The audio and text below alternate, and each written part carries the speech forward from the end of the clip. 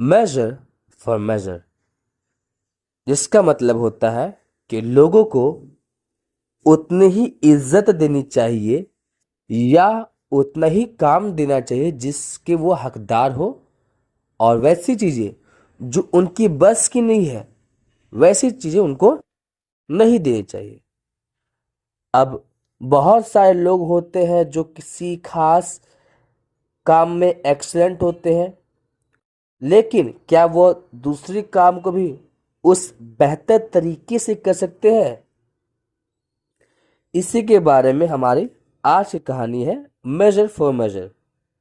कहानी की शुरुआत विजयनगर एम्पायर के राजा कृष्णदेव राय से होती है। अगर हम कृष्णदेव राय के बारे में बात करें तो जितने भी पोएट और स्कॉलर्स होते थे उनको वह पैसे देते थे और उन्हें आर्ट में बहुत ही ज़्यादा इंटरेस्ट था। एक दिन उन्हें एक महान आर्टिस्ट के बारे में पता चलता है जिसका नाम है राजा वर्मा। तो उन्होंने राजा वर्मा को अपने कोर्ट पे बुलाया और उन्हें एक पोर्ट्रेट बनाने के लिए बोला। राजा उस आर्टिस्ट के द्वारा बनाए हुए पोर्ट्रेट से बहुत ही ज़्यादा खुश हो गया था, क्योंकि वहाँ पे जिस पोर्ट्रेट को उसने बनाया था, जिस तस्वीर को उसने बनाया था, ऐसा लग रहा था वह साक्षात कृष्णदेव राय है। इसके बाद भी राजा वर्मा ने बहुत सारे फेमस कैरेक्टर्स जो कि हमारे पुराण में पाए जाते हैं, चाहे महिला हो या पुरुष, उनकी भी तस्वीर बनाई और ऐसा करके वह राजा के बहुत ज़्यादा नज़दीक आ गया था। इस बात से खुश होकर के कृष्णदेव राय ने अपने सारे आर्टिस्ट को बुलाया और उस आर्टिस्ट को, मतलब राजा वर्मा को बुलवा करके पूछते हैं कि तुम्हें क्या चाहिए, लेकिन जिस पे राजा वर्मा किसी भी तरीके का कोई रिप्लाई नहीं देते हैं। अब यहाँ पे कृष्णदेव राय उनको क्या करते हैं, उन्हें अपना चीफ मिनिस्टर बना देते हैं। मतलब जितने भी चीफ मिनिस्टर होते थे उसकी मेंबरशिप उनको दे देते हैं। अब राजा वर्मा एक अच्छा इंसान था, एक आर्टिस्ट भी था, लेकिन उसे एडमिनिस्ट्रेशन, राज्य कैसे चलाना है, देश कैसे चलाना है, उस बारे में बिल्कुल ही जानकारी नहीं थी। तो अब इसके बाद क्या होता है कि सारी की सारी चीज़ें तितर बितर हो जाती है। बहुत गंदे तरीके से वो मैनेजमेंट कर रहा था, क्योंकि उसे जानकारी है नहीं कब कहाँ कैसे क्या किया जाए।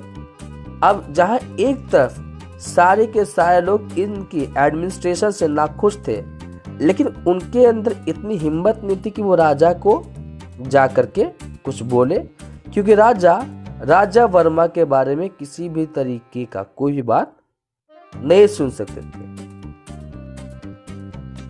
अब थक हार करके गांव के जितने भी, मतलब उस राज्य के जितने भी बड़े लोग थे, सब किसके पास जाते हैं, तो तेनालीरामन के पास जाते हैं कि किसी तरीके से इस चीफ मिनिस्टर से, राजा वर्मा से उनको मुक्ति मिल जाए। तो तेनालीरामन बोलते हैं कि मैं आपको आश्वासन देता हूं कि मैं बिना किसी दिक्कत के इस व्यक्ति की, राजा वर्मा की जो मेंबरशिप है उसे खत्म कर दूंगा। इसी तरीके से कुछ समय बीत जाता है। अब तेनालीरामन ने राजा को, रानी को और अपने कोर्ट में रहने वाले जितने भी लोग थे उन सबको दावत पे बुलाते हैं। अब वह क्या करते हैं, उनको एक अच्छा कारपेंटर भी दिखता है, तो उस कारपेंटर को वह खाना बनाने के लिए बोल देते हैं। अब खाना बनने के बाद राजा और बाकी सारे के सारे लोग लंच करने के लिए बैठते हैं, जिस तरीके से तेनालीरामन ने उनको बोला, और कारपेंटर उनको खाना देने लगता है। जैसे ही अन्न का जो पहला निवाला उनके अंदर गया, जिन लोगों ने खाना खाया तो लोग पानी पानी करने लगे। अब क्या होता है आगे? जब राजा इस खाने को खाते हैं तो राजा को यह रियलाइज होता है कि खाना सही ढंग से पका ही नहीं है और उसे बहुत ही ज्यादा गर्म परोसा गया है, जिससे वह गुस्सा हो जाते हैं। और अब वह तेनालीरामन को बोलते हैं कि रमन, इस खाने को किसने बनाया है? तुम क्या चाहते हो कि इस तरीके के खाने को खा करके हमारी मौत हो जाए? जिस पे तेनालीरामन बहुत ही हम्बल, बहुत ही विनम्र भाव से बोलता है कि मुझे माफ कीजिएगा सरकार, लेकिन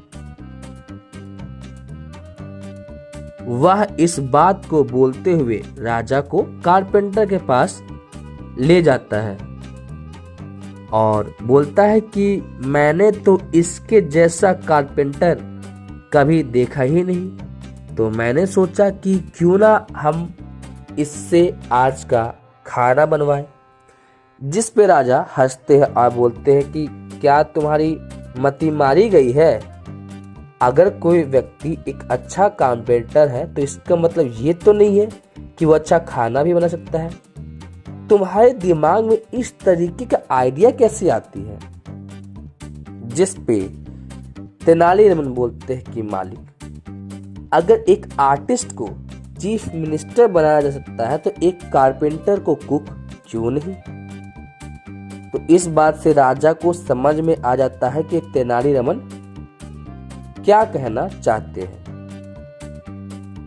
और उनको यह एहसास हो जाता है कि उन्होंने राजा वर्मा को चीफ मिनिस्टर बना करके बहुत ही बड़ी गलती की। अब उसके बाद आगे क्या होता है कि अब राजा तो सोच रहे हैं कि इस राजा वर्मा को कैसे हटाए, तो उन्हें थोड़ा संकोच हो रहा था। लेकिन राजा वर्मा के हटाने से पहले ही राजा वर्मा वहां खुद आते हैं और अपना रेजिग्नेशन, अपना त्याग राजा को, मतलब राजा कृष्णदेव राय को अपना रेजिग्नेशन लेटर देते हैं। और बाद में राजा वर्मा तेनालीरामन को यह बात बोलते हैं कि मैं तो एक आर्टिस्ट के तौर पे ही बहुत ज्यादा खुश था, मुझे तो मिनिस्टर का पोस्ट चाहिए ही नहीं था। खैर, जो हुआ अच्छा ही हुआ।